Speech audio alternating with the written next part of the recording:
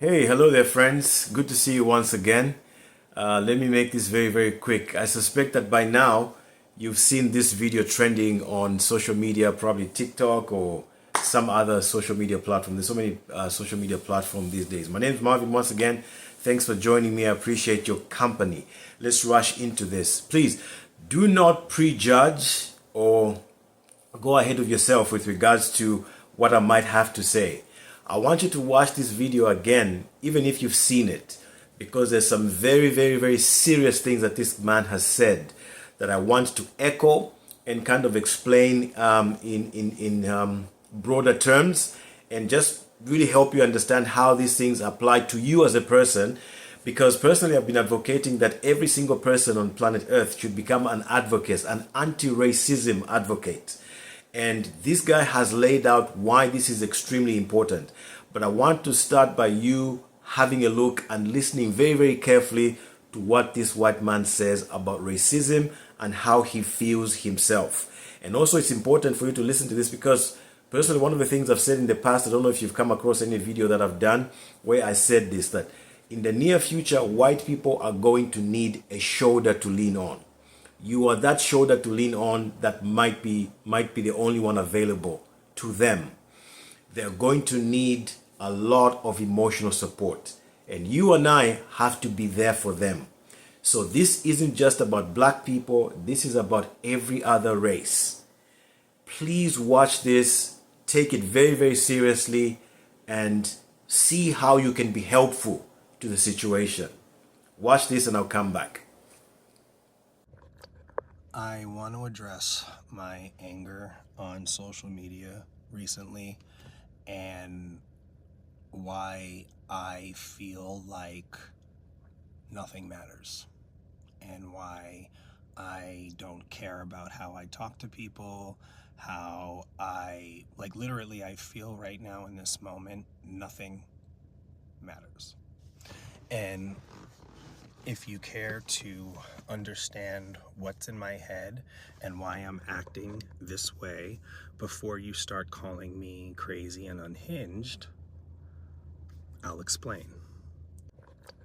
I want to address my anger on social media recently and why I feel like nothing matters and why I don't care about how I talk to people, how literally, I feel right now in this moment, nothing matters. And if you care to understand what's in my head and why I'm acting this way before you start calling me crazy and unhinged, I'll explain. White guilt.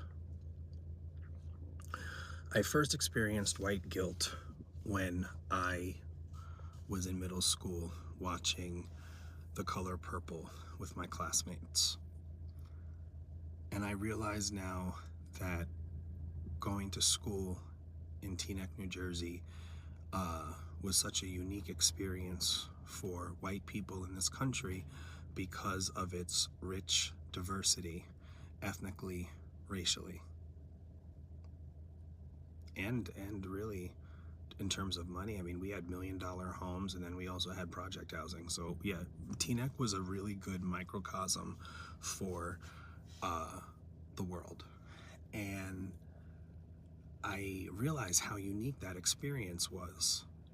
I further went on to college to go to school in an all-black dorm. And I also realized that experience is very unique for white men in this country. And with all that lived experience as a white person,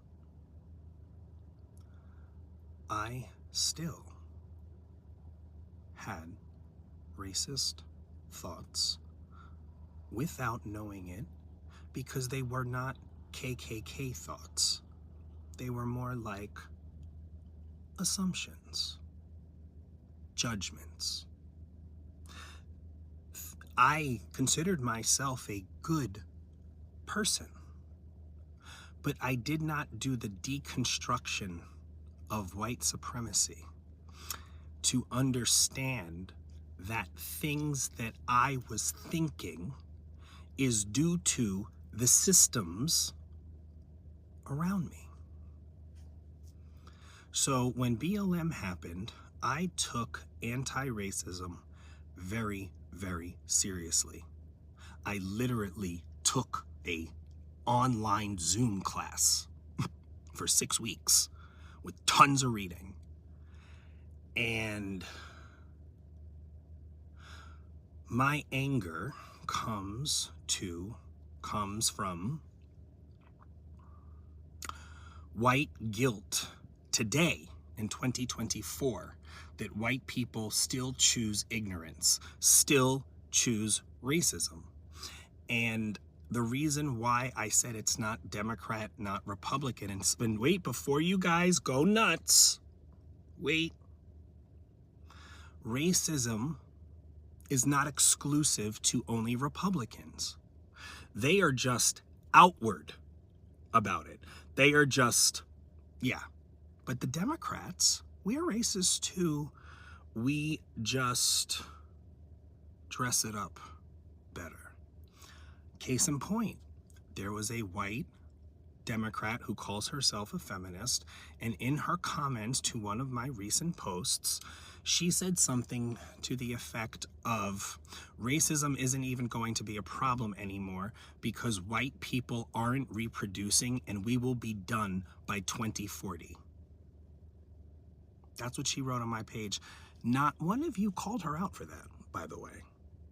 You were agreeing with her because I happened to say something about Trump, and so everyone was attacking me. What she said was racist, and that's my point. Donald Trump exists because white people allow racism to exist. If you are a white person and you've done anti-racist work, whoop, whoop, all right? I want to see all my white people who have done anti-racist work drop a hands up, drop a fist up in the comments if you've done anti-racist work. You are going to see it's a minority of white people. It's a very small portion of white people that do this work. And so my point to you is that racism is not exclusive to political party lines. And it is our white people's collective racist energies that contribute to the existence of people like Donald Trump. White people should have stopped him dead in his tracks in the 80s when he took out that full-page ad against the Central Park Five. But instead, white people drank the Kool-Aid, and we persecuted 5 innocent black boys for no good reason, other than they were black. So when I talk about the ills of our society, I'm talking about this. And no Democrat or Republican is going to fix what I now see as the true ills of society. The fact that racism even exists in 2024 is just beyond me. So I get mad and I get angry. And it has turned me to being an extreme radical leftist. I only want black radical leadership. I want black radical leadership. I want Malcolm X for president. That is how I feel. And if you want to call me crazy, if you want to say I'm unhinged, I don't care. Because the work that needs to be done on planet Earth is the reckoning within our hearts and minds for how we go about thinking about each other, treating each other, hating each other for just because of identity, sheerly because of what you are on the exterior.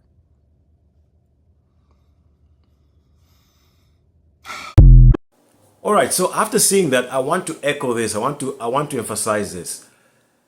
The world is in desperate need of help. There's a lot of problems, too numerous to mention. Some of them I don't even know about them. But we know that one of those problems is mental issues, all right? And this I know is related to depression. What you're seeing there is a man who is depressed. Now, he's depressed for a good reason. But nevertheless, it's still depression. It's something that we as a people have to deal with. And all of us have to come together and offer each other support, emotional support. But before we do that, before we talk about how we can do that, I just want to go over some of the things that this guy said in there. Number one, he highlighted the fact that he's experiencing white guilt. I know, and then those of you again who don't live in America, you probably don't understand why we're doing these things, why we keep talking about racism. You don't understand how racism, global racism or systemic racism affects Africa, Asia, Latin America, how it affects the entire continent. It's for this reason that I've written a book entitled White Legacy. And you're going to see this book soon on your bookshelves. Some of the things that this man has said are things I have highlighted in my book.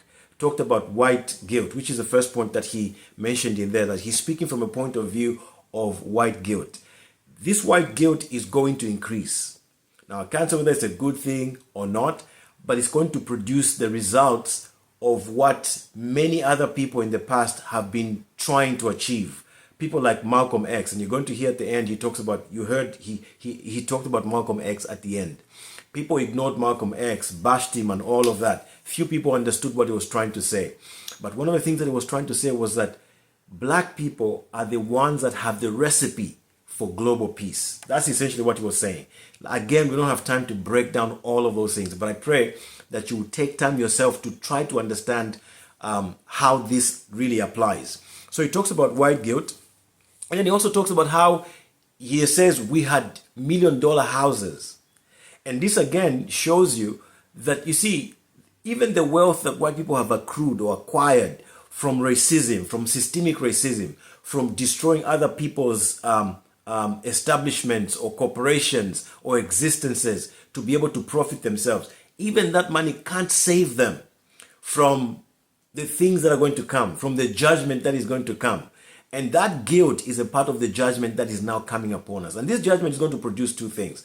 Either people are going to end up on the wrong side of it, or they'll end up on the right side of it. This man to me sounds like he's a man who is going to end up on the right side of this judgment.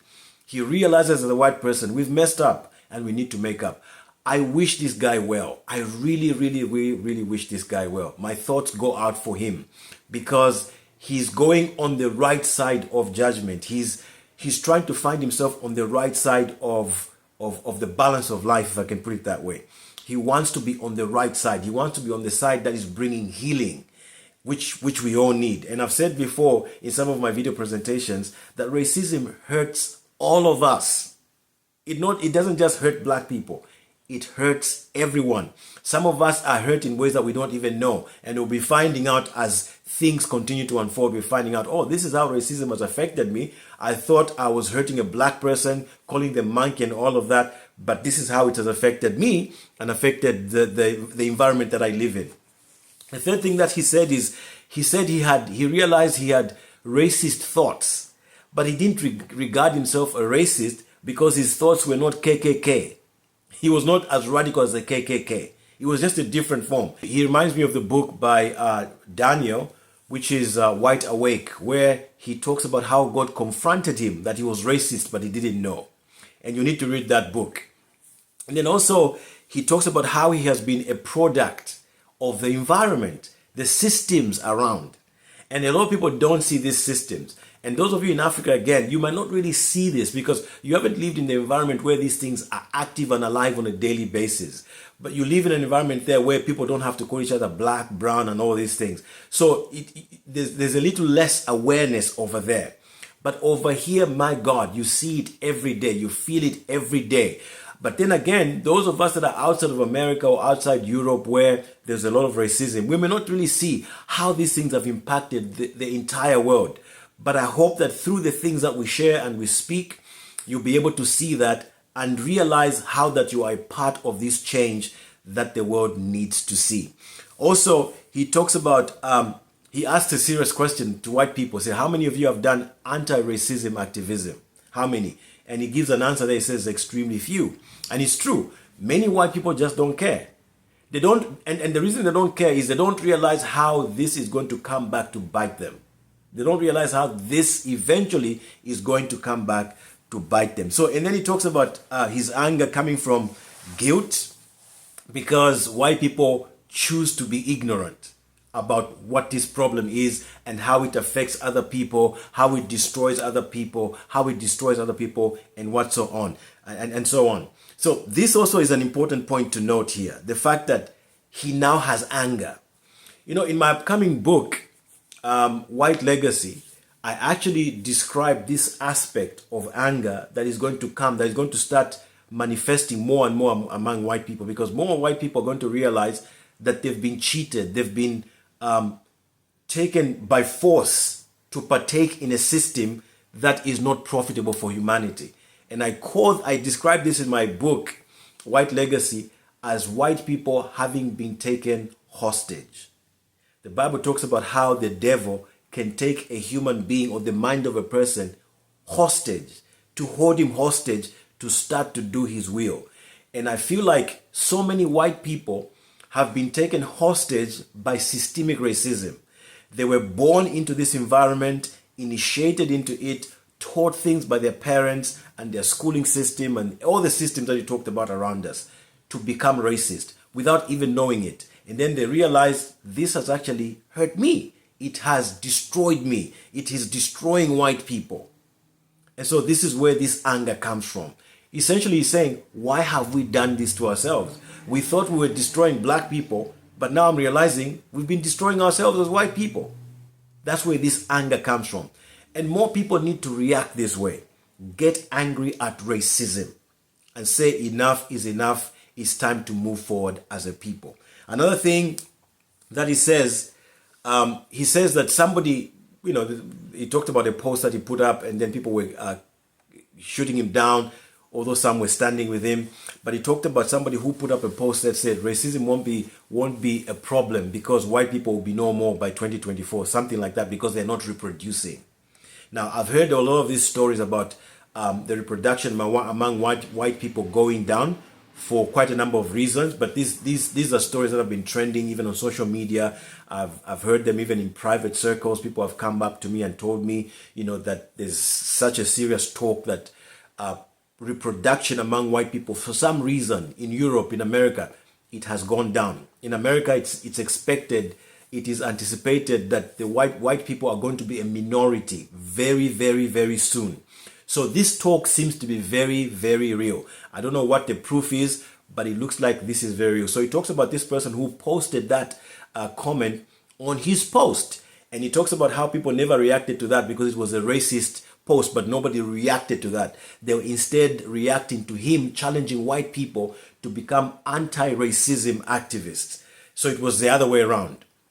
And then also he talks about the fact that people like Trump exist because of the collective energies of white people.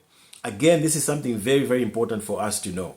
Many white people don't think they are racist, but they add this energy to the collective ambition of whiteness, if you like, or white supremacy, to the collective, to the goals of white supremacy. They add to this energy. Now, and some of these things are not easy to explain, but this energy by white people, it consolidates white power.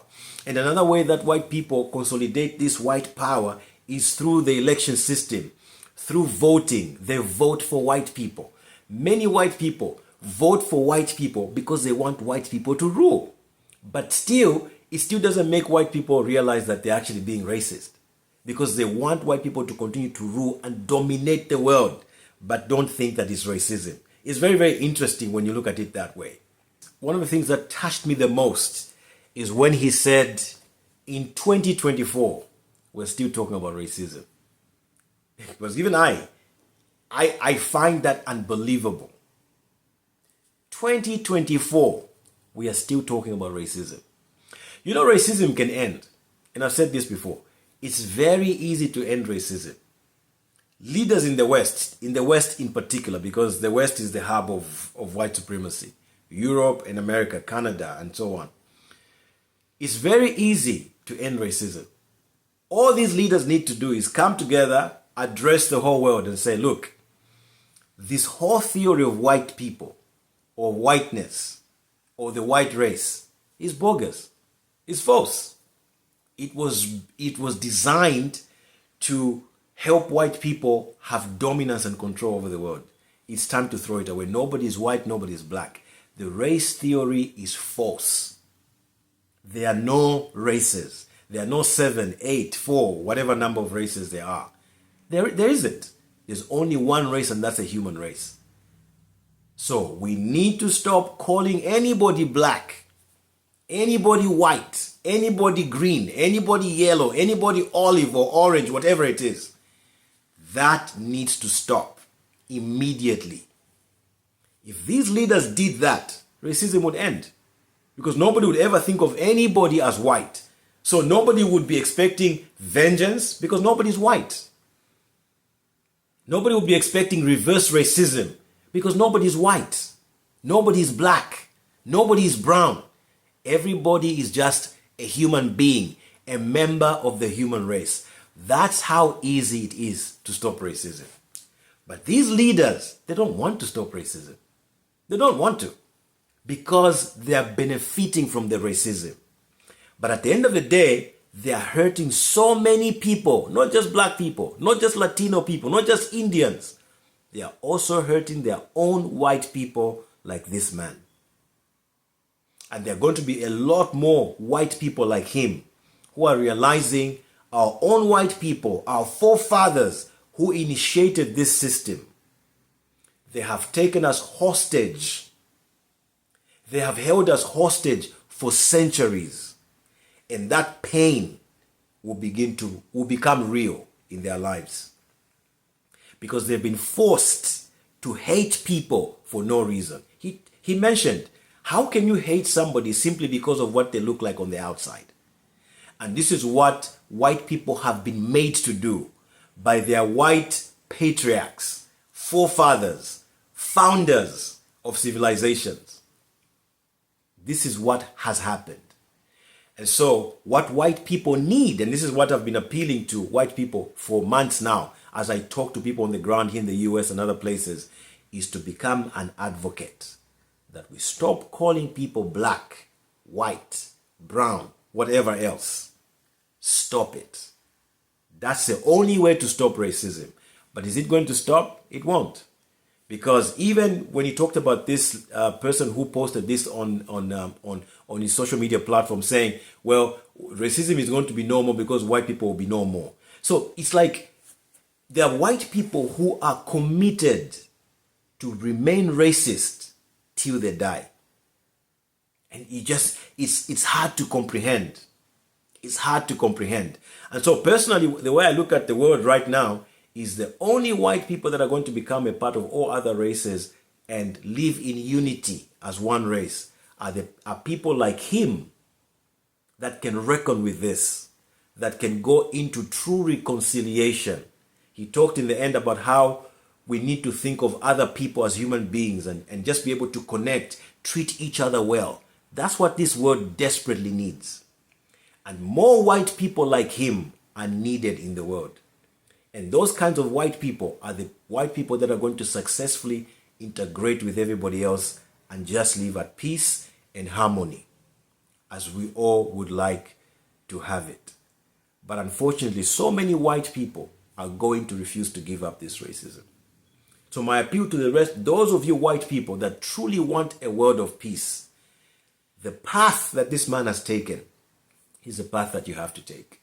The rest of us, especially black people, our part is to have empathy and to offer support to white people like this one.